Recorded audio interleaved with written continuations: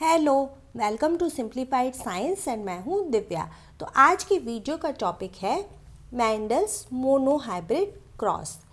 तो हम मेंडल्स के मोनोहाइब्रिड क्रॉस को डिटेल में समझेंगे और फिर मेंडल ने उनसे क्या कंक्लूजन निकाले थे वो भी देखेंगे। तो चलो शुरू करते हैं मेंडल्स मोनोहाइब्रिड क्रॉस। मेंडल ने अपने सारे एक्सपेरिमेंट्स पी प्लांट्स पे किए थे। वो फादर ऑफ जेनेटिक्स भी बोले जाते हैं। अब उन्होंने जो अपने प्रिंसिपल्स दिए थे वो कुछ क्रॉसेस के बेस पे दिए थे। जैसे उन्होंने मोनोहाइब्रिड क्रॉस करा के देखे, डाई हाइब्रिड क्रॉस करा के देखे। अब मोनोहाइब्रिड क्रॉस में मोनो का क्या मतलब होता है? वन, और हाइब्रिड से क्या मतलब होता है? मिक्स कराना। तो मोनोहाइब्रिड क्रॉस में मेंडल ने पी प्लांट के कुछ कैरेक्टर्स को लिया, लेकिन एक बार में सिर्फ एक कैरेक्टर को फोकस किया। जैसे अगर उन्होंने स्टेम हाइट को लिया तो फिर उन्होंने टॉल और ड्वार्फ वैरायटी के प्लांट्स को क्रॉस कराया और उनके रिजल्ट्स को 3 जनरेशन तक स्टडी किया। इसी तरह जब उन्होंने फ्लावर कलर पे फोकस किया तो वाइट और पर्पल कलर के फ्लावर वाले प्लांट को क्रॉस कराया और उसके रिजल्ट्स को 3 जनरेशन तक स्टडी किया। मतलब एक बार में सिर्फ एक कैरेक्टर पे फोकस करना मेंडल के मोनोहाइब्रिड क्रॉस में आता है। अब हम यहाँ पर जो उनका कैरेक्टर पढ़ने वाले हैं वो है स्टेम हाइट का कैरेक्टर। तो अब हम मोनोहाइब्रिड क्रॉस को स्टेम हाइट पे समझ लेते हैं। तो जैसा हमने बात किया कि एक बार में सिर्फ एक कैरेक्टर, तो यहाँ हम पढ़ेंगे हाइट ऑफ प्लांट। अब पी प्लांट्स की हाइट के कैरेक्टर को हम 2 ट्रेट्स से रिप्रेजेंट करते हैं, जैसे टॉल वैरायटी और ड्वार्फ वैरायटी। अब टॉल वैरायटी को हम कैपिटल टी से शो करते हैं और ड्वार्फ वैरायटी को हम स्मॉल टी से। अब इसे हम कैपिटल टी और स्मॉल टी 2 बार क्यों बोल रहे हैं? क्योंकि पी प्लांट भी ह्यूमंस की तरह डिप्लॉयड होता है और उसमें सभी क्रोमोसोम पेयर्स में रहते हैं। अब जब क्रोमोसोम पेयर्स में रहते हैं तो कोई भी जीन जो किसी कैरेक्टर को रिप्रेजेंट करता है वो भी 2 इन नंबर होगा। इसीलिए डिप्लॉयड होने की वजह से हम ये कैपिटल टी 2 बार लिख रहे हैं।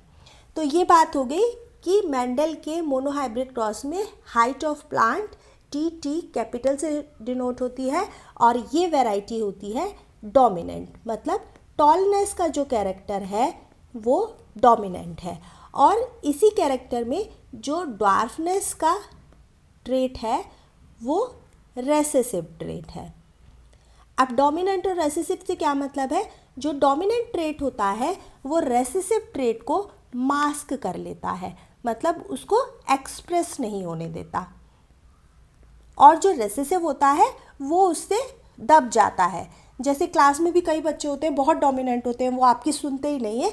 इसी तरह हाइट ऑफ प्लांट में भी कैपिटल टी जो कि एक टॉलनेस के ट्रेट को शो करता है वो डोमिनेंट ट्रेट है, और स्मॉल टी जो ड्वार्फनेस के ट्रेट को शो करता है वो रेसेसिव ट्रेट है। तो अब आगे बढ़ते हैं और मेंडल ने अपने एक मोनोहाइब्रिड क्रॉस में क्या देखा वो समझते हैं। तो मेंडल ने लिए 2 तरह के प्लांट, एक थे टॉल वैरायटी वाले प्लांट, दूसरे थे ड्वार्फ वैरायटी वाले प्लांट। इनको बोला P1 जनरेशन या पेरेंट जनरेशन। तो ये थे पेरेंट प्लांट्स। अब जब पेरेंट प्लांट में सेक्सुअल रिप्रोडक्शन होगा तो बनेंगे गैमेट्स। गैमेट्स में हमेशा हम सर्कल के अंदर शो करते हैं। तो ये जो आपको 4 सर्कल में दिख रहे हैं ये पेरेंट्स के गैमीट्स हैं। अब मेंडल ने जब इनमें क्रॉस पॉलिनेशन कराया, क्रॉस पॉलिनेशन से क्या मतलब है कि एक प्लांट की ओवरी को दूसरे प्लांट के पॉलन से फर्टिलाइज कराना। तो गैमेट्स के बाद जो कॉम्बिनेशन बनेगा जिससे हमें F1 जनरेशन मिलेगी वो क्या कॉम्बिनेशन बन सकते हैं? तो एक तो कॉम्बिनेशन ये हो सकता है कि ये कैपिटल टी इस वाले स्मॉल टी से फ्यूज़ करे और क्या जनरेशन में मिले? एक कैपिटल टी और दूसरा स्मॉल टी। इसी तरह जब ये टी इस सेकेंड वाले स्मॉल टी से करे तब भी हमें मिलेगा कैपिटल टी और स्मॉल टी। अब आते हैं ये दूसरे वाले पर, अगर ये फर्स्ट वाले टी से करेगा तब भी हमें मिलेगा कैपिटल टी और स्मॉल टी, और ये फिर लास्ट वाले से इससे टी से करेगा तो भी हमें मिलेगा कैपिटल टी और स्मॉल टी। ये कहलाएगी F1 जनरेशन या फर्स्ट फिलियल जनरेशन। तो इस जनरेशन में मेंडल ने क्या फिनोटाइप देखा? फिनोटाइप से क्या मतलब होता है कि जो हमें फिजिकली प्लांट दिख रहे हैं, आंखों से जो दिख रहा है।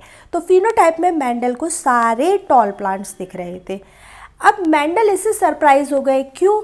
क्योंकि उन्होंने पेरेंट में ड्वार्फ वैरायटी ली थी, वो वाला कैरेक्टर तो कहीं शो ही नहीं हुआ। तो मेंडल इस बात को लेके F2 जनरेशन की तरफ बढ़ते हैं, लेकिन अभी हमने इसका जीनोटाइप नहीं। तो अब जीनोटाइप की बात कर लेते हैं।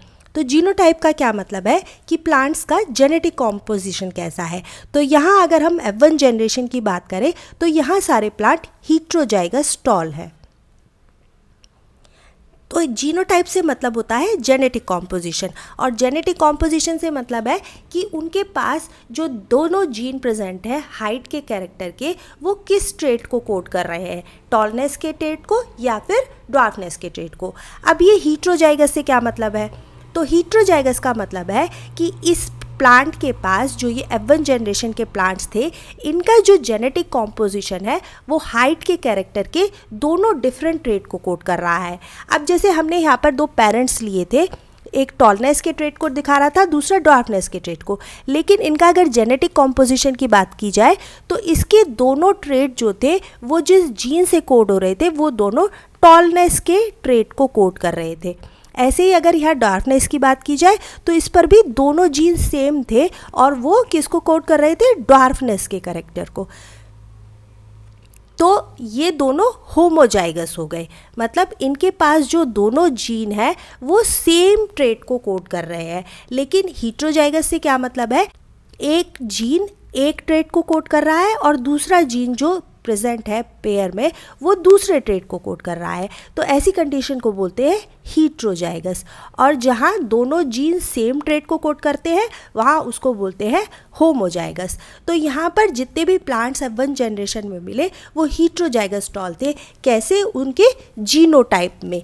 तो जीनोटाइप जो जेनेटिक कॉम्पोजिशन होता है और फिनोटाइप जैसा हमें फिजिकली दिख रहा होता है।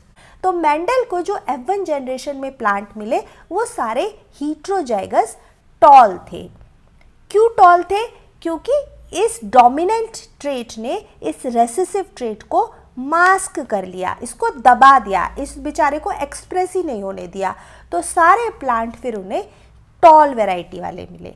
अब मेंडल इसको लेके F2 जनरेशन की तरफ बढ़े।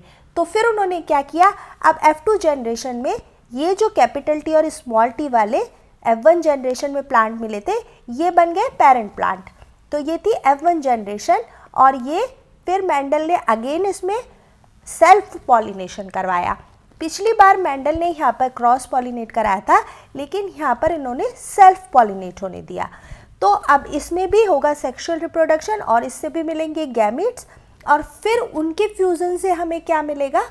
तो F2 जनरेशन में, मतलब कि नेक्स्ट सेकंड फिलियल जनरेशन में जो कॉम्बिनेशन हमें गैमीट्स के फ्यूज होने से मिलेगा वो क्या होगा? ये फर्स्ट टी जब इस फर्स्ट टी के साथ करेगा तो हमें मिलेगा कैपिटल टी। फिर ये वाला फर्स्ट टी इस वाले सेकंड टी स्मॉल टी के साथ करेगा तो कैपिटल टी स्मॉल टी। इसी तरह जब ये स्मॉल टी इस कैपिटल टी के साथ करेगा तो अगेन कैपिटल टी और स्मॉल टी। हम हमेशा डोमिनेंट कैरेक्टर को पहले लिखते हैं, जैसे यहाँ पे मैंने कैपिटल टी पहले लिखा है रेसेसिव ट्रेट से। तो कैपिटल टी स्मॉल टी।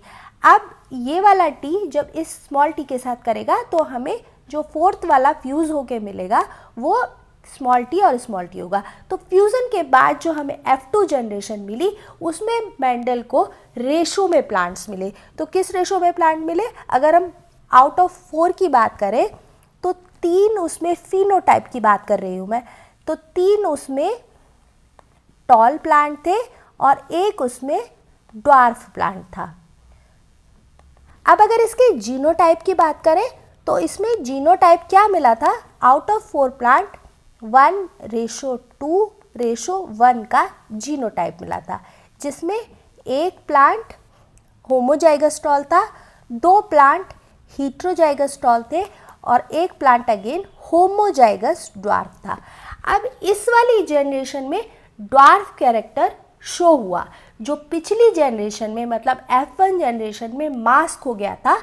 इस वाली जनरेशन में मतलब F2 जनरेशन में अगेन शो हुआ।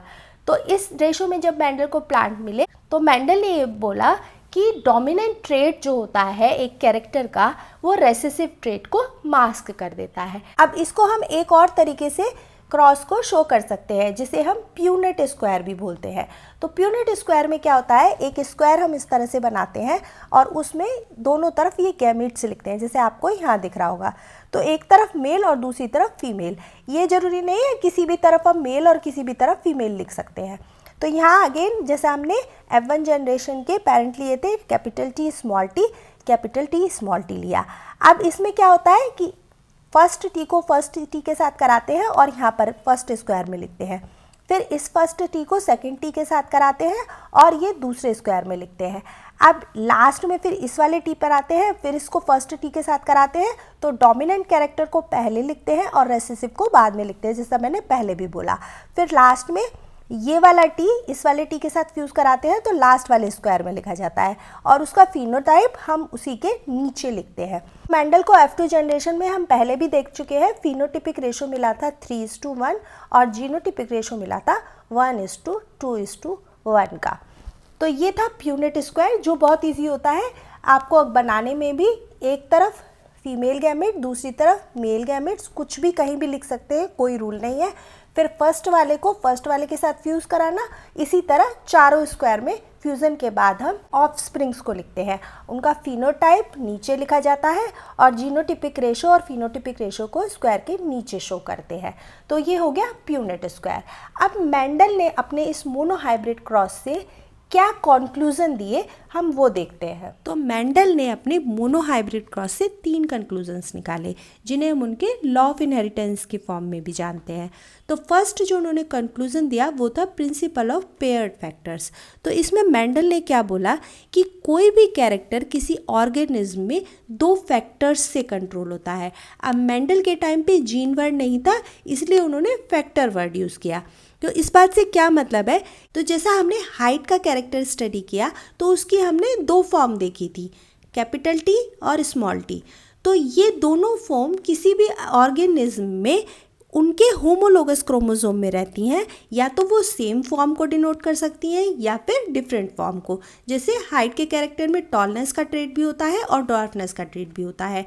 तो किसी भी ऑर्गेनिज्म में अगर हाइट डिफाइन होनी है तो वो 2 जीन से डिफाइन होगी और ये दोनों जीन सेम भी हो सकते हैं और डिफरेंट भी हो सकते हैं। तो ये था उनका प्रिंसिपल ऑफ पेयर्ड फैक्टर्स। दूसरे में उन्होंने प्रिंसिपल ऑफ डोमिनेंस बोला। तो जैसा हमने पीछे भी देखा कि हाइट के कैरेक्टर में जो टॉलनेस का ट्रेट होता है वो ड्वार्फनेस के ट्रेट को मास्क कर लेता है या उस पर डोमिनेंट होता है और उसको शो नहीं होने देता। तो ये था उनका दूसरा कंक्लूजन। अब थर्ड वन उन्होंने दिया प्रिंसिपल ऑफ सेग्रीगेशन। तो ये गैमीट फॉर्मेशन से रिलेट करता है। तो इसमें उन्होंने क्या बोला कि कोई भी कैरेक्टर जो पेयर ऑफ फैक्टर्स से रिप्रेजेंट होता है वो गैमीट फॉर्मेशन के टाइम पे सेपरेट हो जाते हैं और गैमीट में ओनली 1 फैक्टर जाता है, या फिर गैमीट फॉर्मेशन में केवल एक ही फैक्टर जाता है, या जिसे हम जीन जानते हैं केवल एक ही जीन जाता है एक कैरेक्टर का एक पेरेंट से। तो ये थे मेंडल के कंक्लूजन जो उन्होंने अपने मोनोहाइब्रिड क्रॉस से निकाले। आई होप आपको वीडियो पसंद आई होगी, मोनोहाइब्रिड क्रॉस अच्छे से समझ में आया होगा। अगर किसी और टॉपिक पे आपको डाउट है तो आप कमेंट करके बता सकते हो। वीडियो पसंद आए तो please do like share and subscribe. Thanks for watching.